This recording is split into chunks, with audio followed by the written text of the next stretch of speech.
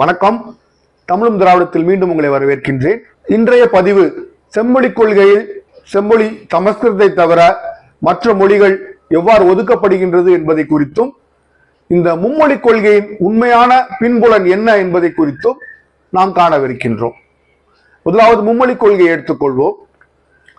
இந்த மும்மொழி கொள்கையின் மூலம் ஹிந்தி திரிப்பு நடக்கும் என்பதை நாம் கடந்த ஒரு பதிவில் எப்படி மகாராஷ்டிரா மாநிலத்தில் அந்த மும்மொழி கொள்கையை ஹிந்தியை கட்டாய பாடமாக புகுத்த பார்த்தார்கள்.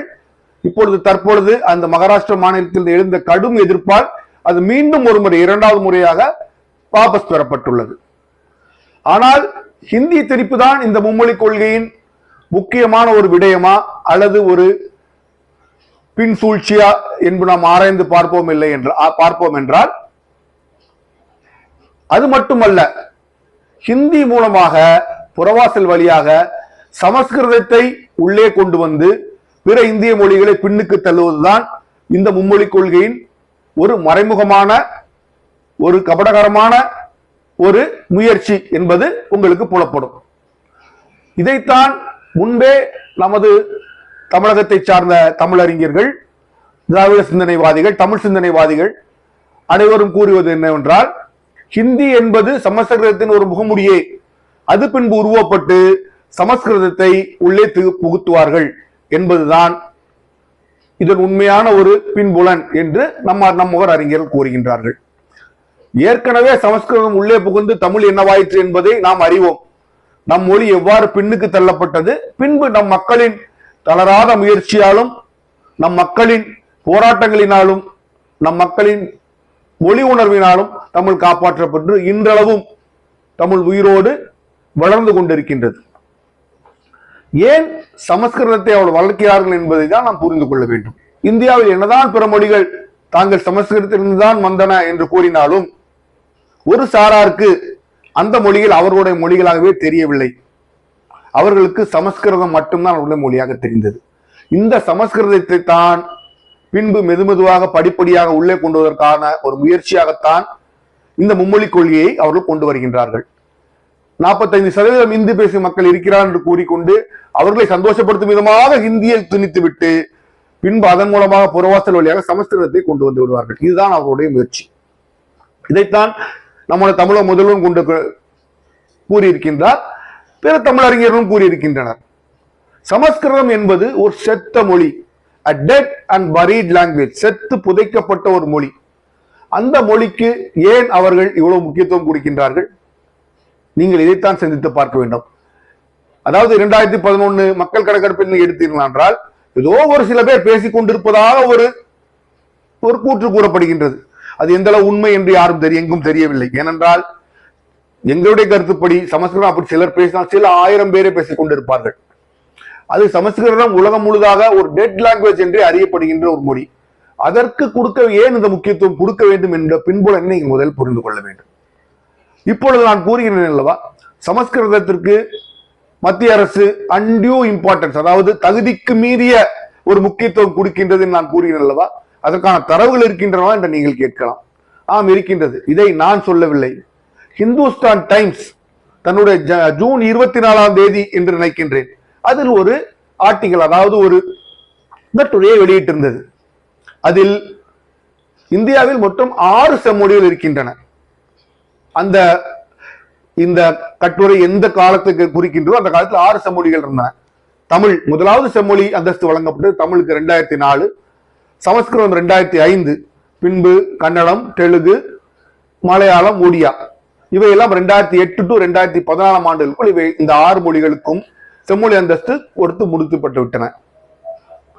இந்த 2014-15 முதல் 2024-25 முதலான 10 ஆண்டுகள், அதாவது இந்த மத்திய அரசு பிஜேபி அரசு ஆட்சிக்கு வந்து 10 ஆண்டுகளில் அவர்கள் என்ன இந்த செம்மொழிக்காக நிதி ஒதுக்கி இருக்கிறார்கள் என்பதிலிருந்தே அவர்களுடைய பாரபட்சம் நமக்கு தெரிய வரும். உதாரணமாக தமிழ், கன்னடா, மலையாளம், ஒடியா, தெலுங்கு, அது மொத்தம் 5 மொழிகளுக்கும் அவர்கள் சேர்ந்து ஒதுக்கிய நிதியை விட 17 மடங்கு அதிக நிதியை சமஸ்கிருதத்திற்கு மட்டும் ஒதுக்கி இருக்கின்றனர். அதாவது இந்த 10 ஆண்டுகளில் சமஸ்கிருதத்திற்கு 2532.59 கோடி ரூபாயும், இந்த மீதி 5 மொழிகள் தெலுங்கு, கன்னடம், தமிழ், மலையாளம், ஒடியா, இந்த மீதி 5 மொழிகளுக்கும் 147.56 கோடி தொகை மட்டுமே அவர்கள் ஒதுக்கியுள்ளனர். ஒரு கண்ணில் அவர்கள் நம்மை சுண்ணாம்பு போல் வைத்து பார்ப்பது நமக்கு தெரிய வருகின்றது. ஏன் சமஸ்கிருதத்தை வளர்க்கின்றார்கள் என்று உங்களுக்கு ஒரு கேள்வி வரும். சரி, சமஸ்கிருதம் எப்படி?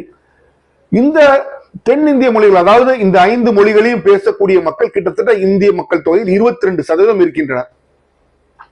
இந்த 22% மக்களுக்கு நீங்கள் ஒதுக்கிய தொகை 147.56. அவர்கள் பேசக்கூடிய மொழிக்கு நீங்கள் ஒதுக்கிய தொகை 147.56. சமஸ்கிருதம் பேசுபவர்கள் எத்தனை பேர் இருப்பார்கள்? இருக்கின்றார்கள் என்றே தெரியவில்லை என்று ஒரு கூற்று உண்டு. ஆனால் சென்சஸின் படி ஆர்டிபிஷியலாக என்று சிலர் கூறுகின்றனர். பட் இருந்தாலும் மக்கள் தொகை கணக்கெடுப்பின் சில ஆயிரம் மக்கள் கர்நாடகாவில் எங்கேயோ பேசுகிறார்கள் என்று கூறப்படுகின்றது. சில ஆயிரம், அதாவது 0.001 என்றே அதை நீங்க கூற முடியும். அத்துணை பேர் மட்டுமே பேசக்கூடிய அந்த மொழிக்கு ஏன் 2532.59 கோடி, அதாவது மற்ற மொழி 5 மொழி செம்மொழிகளையும் கூட 17 மடங்கு கூட ஒதுக்க வேண்டும்? ஹிந்திக்கு என்று ஒதுக்கின படத்தை கூட நீங்கள் பார்க்கலாம். இந்த 10 ஆண்டு காலகட்டத்தில் ஹிந்திக்கு ஒதுக்கப்பட்ட தொகை 427 கோடி. ஹிந்தியை விட ஏன் 6 மடங்கு அவர்கள் சமஸ்கிருதத்துக்கு கூட ஒதுக்கின்றார்கள்? உங்களுக்கு புரியுமா? ஹிந்தியை விட அவர்கள் சமஸ்கிருதத்தை தான் உயர்வாக பார்க்கின்றார்கள். ஏன் என்று உங்களுக்கு தெரியுமா? அந்த விடை காண வேண்டும். அந்த விடையை நீங்கள் கண்டீர்கள் என்றால் இந்த மும்மொழி கொள்கைக்கு பின்னால் உள்ள சூழ்ச்சி உங்களுக்கு தெரிய வரும். இன்றே பல சிபிஎஸ்இ பள்ளிகளில் சமஸ்கிருதம் ஒரு பாடமொழியாக கற்றுக் கொடுக்கப்படுகின்றது. ஏன் கற்றுக் கொடுக்கப்படுகின்றது? ஒரு மிக முக்கியமான ஒரு வரலாற்று பதிவு நான் இந்த இடத்தில் சொல்லியாக வேண்டும்.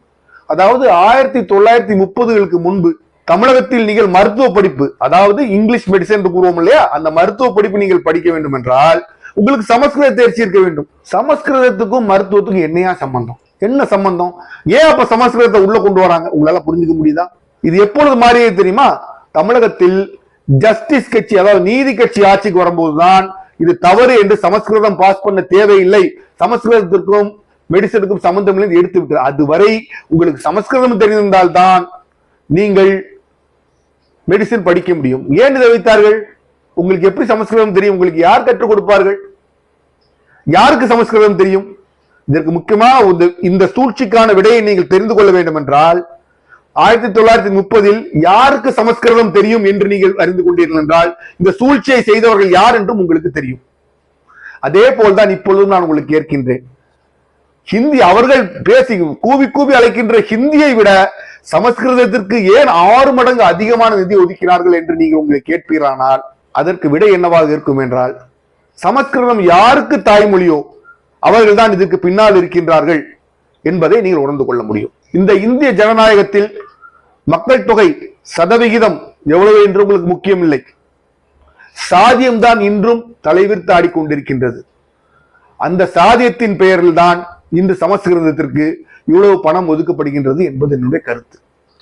வாழுகின்ற மொழிகளை விட்டுவிட்டு செத்து குழிக்குள் சென்று விட்ட ஒரு மொழியை மீண்டும் மீண்டும் மீண்டும் உயிர்ப்பித்து அதை இந்த நாட்டு மக்கள் மேல் திணிக்க வேண்டிய காரணம் என்ன? சமஸ்கிருதத்துக்கு முன்னுரிமை கொடுத்து அதை முன்னால் கொண்டு வந்து செத்து அந்த மொழியை உயிரோடு கொண்டு வந்து உயிருள்ள மொழிகளை அழிக்க பார்க்கும் ஒரு முயற்சியாகத்தான் நான் இதை பார்க்கின்றேன். யாராக இருந்தாலும் சரி, நான் கூறிக்கொள்ள வேண்டிய விஷயம் ஒன்றே ஒன்றுதான். நீங்கள் தலைகீழாக நில்லுங்கள். இங்கிருந்து ஒளியை விட, அதாவது லைட்டை விட வேகமாக பயணம் செய்து வாருங்கள். என்ன சாதனையும் செய்யுங்கள், என்ன சேஷ்டைகளும் செய்யுங்கள், என்ன சூழ்ச்சிகளும் செய்யுங்கள், சதியும் செய்யுங்கள். தமிழை அழிக்க யாராலும் இயலாது, முடியாது என்பதுதான் உண்மை. பல போராட்டங்களையும் பல எதிரிகளையும் பல இன்னல்களையும் சந்தித்தும் இன்றும் சீரழமை மாறாது உலகமே திறமையர்ந்து பார்த்து கொண்டிருக்கின்ற ஒரு சிறந்த மொழி தமிழ் மொழி. இது எம்மொழிக்கும் பொருந்தும். அதே போல் என்னால் நிச்சயமாக கூற முடியும், கன்னடர்களும் தெலுங்கர்களும் மலையாளிகளும் அவர்கள் மொழியையும் அழிய விட மாட்டார்கள். இந்த சூழ்ச்சிக்கு பின்னால் நீங்கள் கேட்க வேண்டிய கேள்வி இரண்டே என்றுதான். மருத்துவ படிப்பில் ஏன் சமஸ்கிருதத்தை வைத்தார்கள்? அந்த சூழ்ச்சிக்கு பின்னால் யார் இருந்தார்? வெள்ளையர்கள் காலத்திலேயே மொழிக்கு நம் மொழிகள் மீது எந்தவித ஈடுபாடும் இல்லாத வெள்ளையர் காலத்திலேயே சமஸ்கிருதத்தை ஏன் மருத்துவ படிப்பில் வைத்தார்கள்? அது ஏன்?